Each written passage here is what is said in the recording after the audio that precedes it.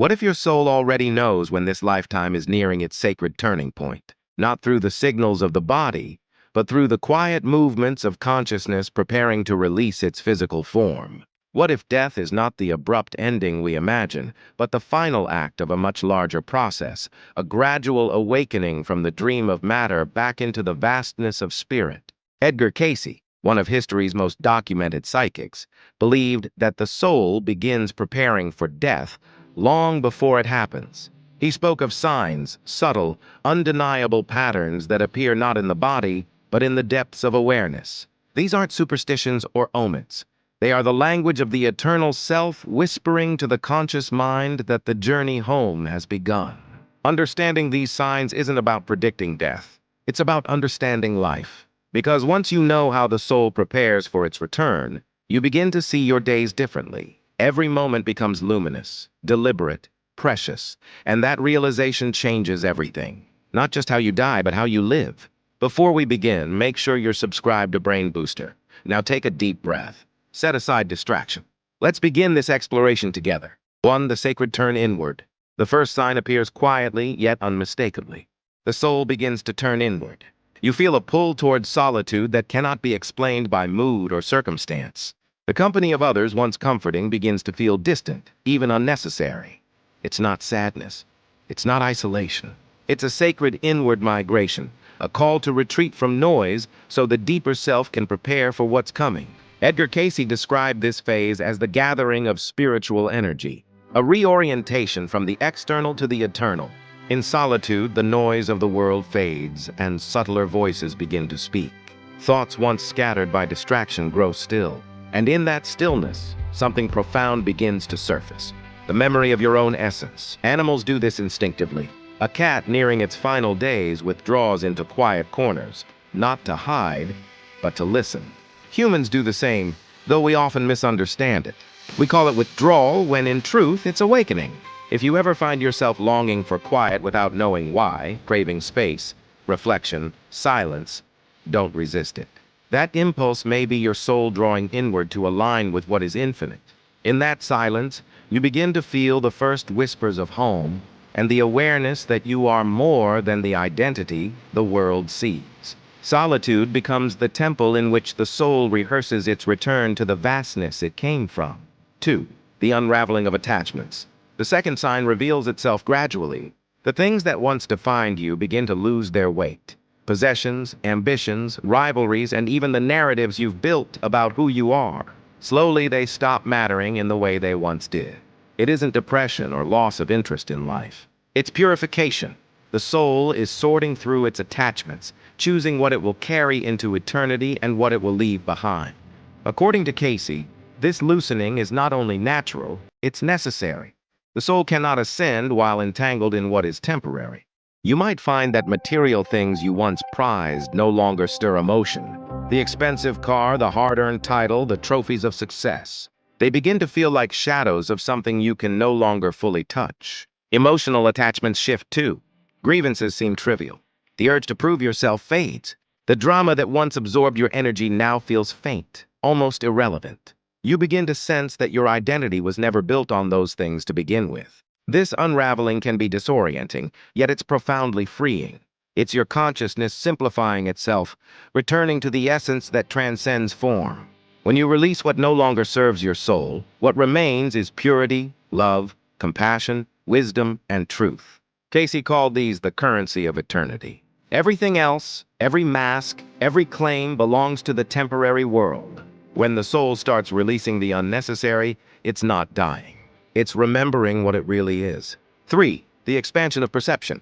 As the attachments dissolve, awareness begins to open beyond the limits of the physical senses. This is the third sign. You start to perceive more through dreams, intuition, or sudden clarity that seems to come from nowhere. You may sense presences near you, familiar yet invisible. You might experience moments of peace so profound they feel otherworldly. These aren't hallucinations or delusions. They're glimpses through the veil, reminders that the world you've known is only one layer of reality.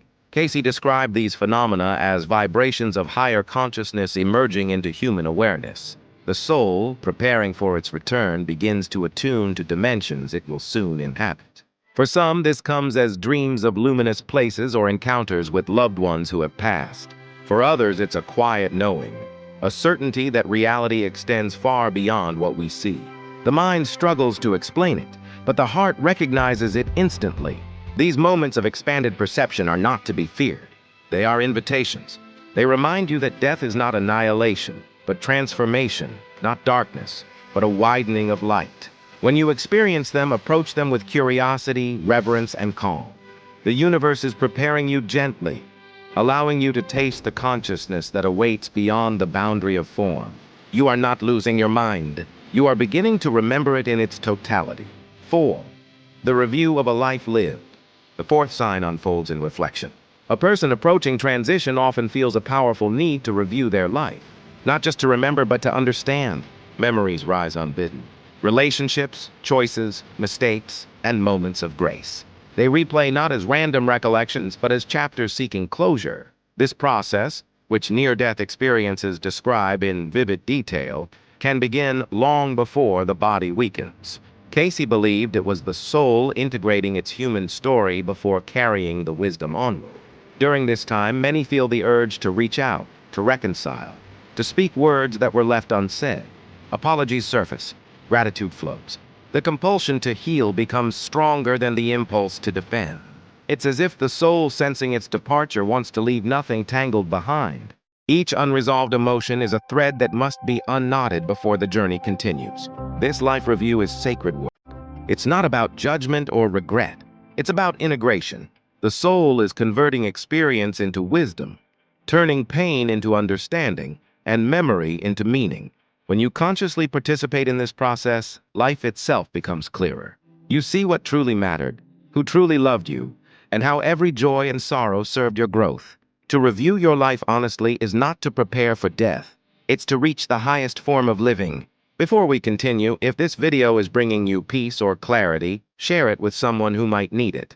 And if you'd like to support thoughtful content on life, death, and consciousness, click the thanks button below. Your support truly makes a difference. Now let's continue. 5. The call of home. This final sign is unmistakable. A deep, wordless longing for home. Not the house of your childhood, but the realm from which your soul came. It's not nostalgia, it's recognition. You begin to sense that the world you see is a fragment of something vast, and that vastness is calling you back. The longing doesn't bring sadness, it brings peace. You might look at the sky, the ocean, or the stars and feel as though you've been here 1,000 times before and will be again. Cayce described this as the pull of the source, the soul's magnetic attraction to its origin. It manifests as a gentle detachment from fear and intuitive knowing that the journey is circular, not linear. You may even begin to experience moments of oneness when all division dissolves and you feel both infinitely small and immeasurably vast. The boundaries between yourself and the world blur. You remember, however briefly, that there is no real separation, only the illusion of it. When this longing comes, do not resist it.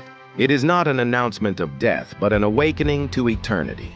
The soul doesn't die, it returns. It travels home through the doorway of transformation, carrying everything it has learned in this brief human life. And as you surrender to that call, fear fades, replaced by wonder. The unknown ceases to be terrifying when you remember it as home. Death is not the opposite of life. It is its completion, its fulfillment. You are not ending.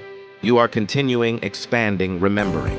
Every breath, every moment, every act of love is part of that return home.